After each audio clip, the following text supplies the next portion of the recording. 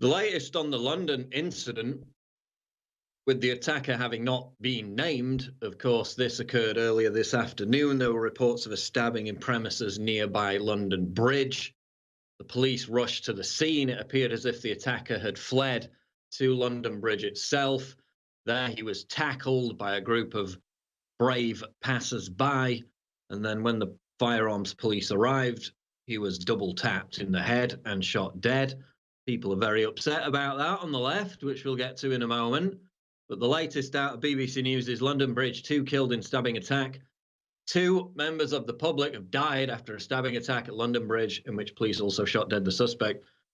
I saw a picture of one of the victims hours ago, and she didn't look in a great state, so I presume that she was one of those victims who has unfortunately died. Met Police has declared the attack a terrorist incident. The suspect who died at the scene was believed to have been wearing a hoax explosive device. Videos on social media appear to show passers-by holding down a man. An officer arrives, seems to indicate the group to move, and fires a shot. You've probably seen that video by now. It's all over Twitter, and there you're seeing it on screen right now. So the terrorist shot dead, but only unfortunately after he appears to have killed 2 members of the public. Again, it probably would have been a bigger attack if those members of the public, the ones who were passing by, had not tackled him. The whole way in which the terrorist was neutralized has upset a lot of people. They're not happy that this bloodthirsty terrorist who'd been running around screaming, stabbing people while wearing a fake explosives vest, which of course the police did not know that it was fake at the time, just as they were wearing fake explosive vests in the previous London Bridge attack back in 2017, where dozens of people were injured, and I think it was 11 people eventually who died. Some upset that London Bridge terrorist who had just stabbed numerous people was killed by police. And these are real comments. I screenshotted a couple of them knowing that they'd been deleted. In fact, one's been deleted that I embedded, since I embedded it in this article, because that's what they always do. Some people are upset that the London Bridge terrorist, and that's, by the way, I tweeted about this earlier because I saw the comments before I wrote this article, and then people responded like, oh, you've seen these comments of people claiming the terrorists should have been arrested. Where are they? Well, if you respond to them on Twitter, then they immediately delete the tweets and lock down their accounts. And I did post screenshots later on, which are in this article. Some people are upset London Bridge terrorist who was wearing a fake explosives vest and had stabbed multiple victims was shot dead by police, arguing that he should have been arrested because he was really complying, wasn't he, with literally like 5 people on top of him, still struggling, wearing a bomb vest. Police didn't know it was fake at the time. The attacker was apprehended by brave citizens who disarmed him of his weapon before police moved in to gun down the assailant.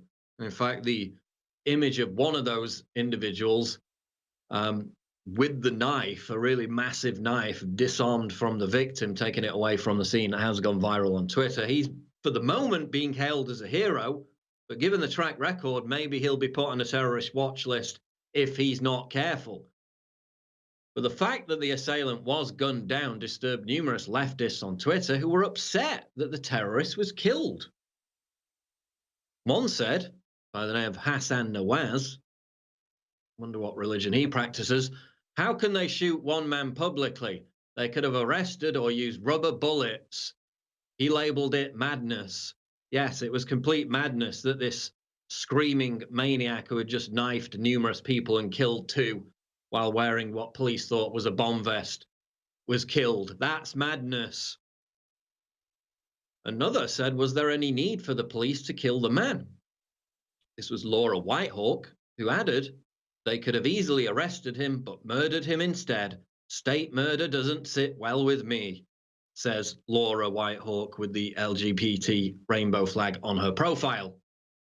Meanwhile, a Twitter user called Skid Row Radio, who has an image of Labour leader Jeremy Corbyn in his profile, said this: everyone already knows the shooting was clearly reckless and unnecessary. He could easily have been arrested. While he also suggested the incident was suspicious because it helped Conservative Party leader Boris Johnson. Well, it doesn't really help Johnson, because every time this kind of thing happens, Labour just comes out and said, well, the Tories didn't allocate enough money for police, so this is why these attacks are happening. That's not really going to wash, given the rapid response of the police in this example. But again, another individual on Twitter lamenting the fact that the terrorist is dead, somebody with Jeremy Corbyn in his profile. Another Twitter user, who has now deleted his tweet after I embedded it in this article, said the police could have easily arrested him, not shoot him in the nuts. Again, a fan of Jeremy Corbyn, which is interesting because Jeremy Corbyn got some heat last month, or in fact it was earlier this month, when the leader of the terror group ISIS was killed by US Special Forces. Jeremy Corbyn, the Labour leader, came out and said that it was wrong to have killed him and that detaining him would have been, quote, the right thing to do. So you've got the leader of ISIS holed up, again, putting at risk the lives of the US Special Forces. This is a guy who I presume is not going to go quietly.